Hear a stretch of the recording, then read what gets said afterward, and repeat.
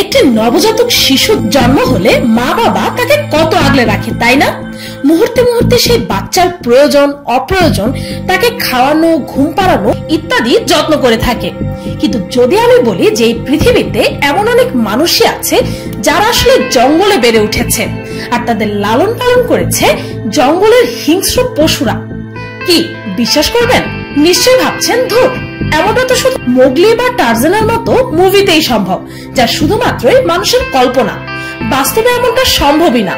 তবে জেনে রাখুন, প্রথম আমারও ঠিক এমনটাই ধারণা ছিল। কিন্তু পিনিক পায়ের আজকের পর্বে আপনাদের সামনে তুলে ধরবো এমন কিছু মানব শিশুদের সত্যিকারের জীবন কাহিনী, যাদেরকে কুকুর, বানর, উট পাখি এবং নেকড়ের মতো হিংস্র বন্য পশুরা নিজের সন্তানের মতো সযত্নে লালন পালন করেছে। আর এই ভিডিওটি দেখলেই বুঝে যাবেন যে বাস্তবতা কল্পনার চাইতে অনেক বেশি ড্রামাটিক।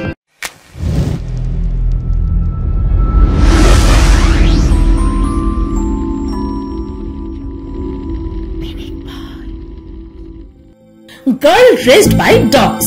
অক্সানা নামের এই মেয়েটিকে 1991 সালে কুকুরদের সাথে বসবাস করতে দেখা যায়। তখন মেয়েটির বয়স ছিল 8 বছর, আর সে প্রায় বিগত 5 বছর যাবৎ কুকুরদের সাথে থাকতো। তার মাতাল বাবা মা তাকে এক শীতের রাতে বাড়ির বাইরে ফেলে দিয়ে চলে যায়। 3 বছর বয়সের সেই ছোট্ট মেয়েটি প্রচন্ড শীত থেকে বাঁচার জন্য পাশে থাকা একদল কুকুরদের থাকার জায়গায় পৌঁছে যায়। আর সেই কুকুরদের সাথে থাকার কারণে সে প্রাণে বেঁচে যায়। প্রায় 5-6 বছর মেয়েটি সেই কুকুরদের সাথে থাকে। আর 1991 সালে যখন তাকে উদ্ধার করা হয়, তখন সেই মেয়েটি কুকুরদের মতোই 4 পায়ে হাঁটতো, হুবহু কুকুরদের মতোই দাঁত দেখাতো, এমনকি তাদের মতো ডাকতো। আর যখন তাকে উদ্ধারকারীরা নিয়ে আসতে যায়, তখন কুকুররা অক্সানাকে নিয়ে যেতেই দিচ্ছিল না। এখন মেয়েটি ডাক্তারদের রক্ষণাবেক্ষণে আছে, আর তাকে একটি স্বাভাবিক মানুষের মতো কথা বলাতেও অনেকটা সময় লেগে গেছে। Girl raised by monkeys. Marina Chapman নামের এক মেয়েকে 1954 সালে সাউথ আমেরিকার একটি দেশ কলম্বিয়া থেকে কিডন্যাপ অর্থাৎ অপহরণ করা হয়েছিল। আর কোন এক কারণে অপহরণকারীরা তাকে জঙ্গলে ফেলে রেখে চলে যায়। মারিনা অপহরণের পর প্রথম 5 বছর জঙ্গলে বসবাস করে, আর সেই জঙ্গলের বানরগুলি মারিনাকে লালন পালন করে আর সুরক্ষাও প্রদান করে। বানরগুলো মারিনাকে বনের অন্যান্য হিংস্র ও মাংসাশী প্রাণীদের থেকে বাঁচিয়ে রাখত, আর মারিনাকে তারা খাবারের যোগানও দিত। হঠাৎই একদিন কয়েকজন শিকারীর নজর পড়ে মারিনার উপর, আর তারা মারিনাকে জঙ্গল থেকে নিয়ে আসে। সেই সময় মারিনা মানুষদের ভাষা, কথা বলার ধরন কিছুই বুঝতে পারত না। তার কিছু সময় পর কেউ একজন মারিনাকে পতিতালয়ে বিক্রি করে দেয়। তারপর সে কোনোভাবে সেখান থেকে পালিয়ে আসে। আর আজকের এই দিনে মারিনা লন্ডনে থাকে, আর তার বয়স এখন 64 বছর। মারিনা আজ বিবাহিত আর 2টি সন্তানের জননী।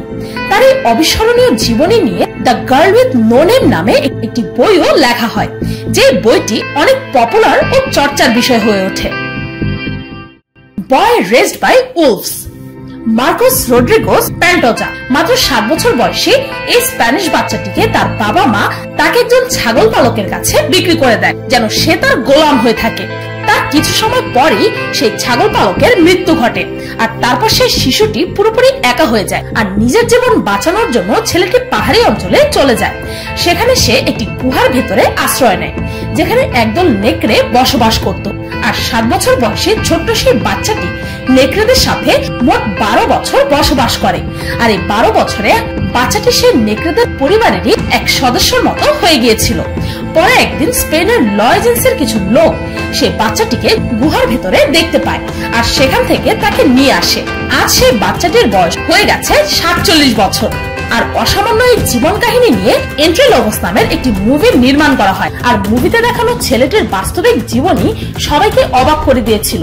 মাংসাশী পশু নেকড়েরা তাকে সযত্নে আর সাদরে মানুষের এই বাচ্চাটিকে নিজেদের পরিবারের এক সদস্য হিসেবে লালন পালন করলো, যেখানে ছোট্ট এই ছেলেটি ক্ষুধার্ত নেকড়েদের জন্য সুস্বাদু এক খাবার হতে পারত। সিমস লাইক মানুষের মতো অমানবিকতা অন্য কোনো প্রাণীর মধ্যেই নেই। বয় রেজড বাই শিম্পাঞ্জিস। এবার আপনাদেরকে জানাবো এমন এক শিশুর ব্যাপারে যে কিনা বেলো নামে পরিচিত ছিল। এই বাচ্চাটিকে তার বাবা মা নাইজেরিয়ার ফ্যালগন নামের একটি জঙ্গলে ফেলে রেখে চলে যায়। কিছুদিন পর শিম্পাঞ্জির এক দল বাচ্চাটিকে পড়ে থাকতে দেখে। তারপর তারা বাচ্চাটিকে নিজেদের সঙ্গে নিয়ে যায় আর অবুঝ সেই বাচ্চাটিকে প্রাণে বাঁচায়। আর সেই শিশুটিকে এক নারী শিম্পাঞ্জি নিজের সন্তানের মতো লালন পালন করে। আর শিম্পাঞ্জিদের সাথে শিশুটি প্রায় 1.5 বছর পর্যন্ত থাকে। আর বেড়ে ওঠার সাথে সাথে সে শিম্পাঞ্জিদের মতোই হাঁটতে শেখে আর শিম্পাঞ্জিদের ভাষায় কমিউনিকেশন করতেও শিখে ফেলে।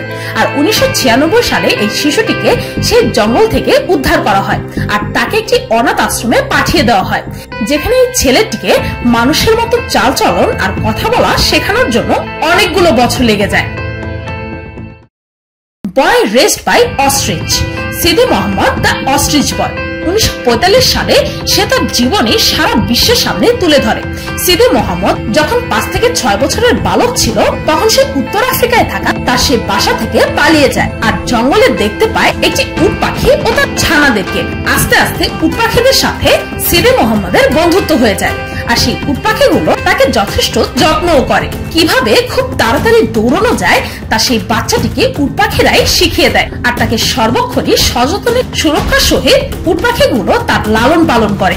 আর যখন ছেলেটির বয়স হয় 12 বছর তখন কিছু শিকারী তাকে জঙ্গলে খুঁজে পায় এবং আস্তে আস্তে তাকে সমাজে ফিরিয়ে আনার চেষ্টা করতে থাকে। এ সময় সে তার বাবা মাকেও ফিরে পায়। পরবর্তীকালে সে বিয়ে করে এবং তার সন্তানও আছে।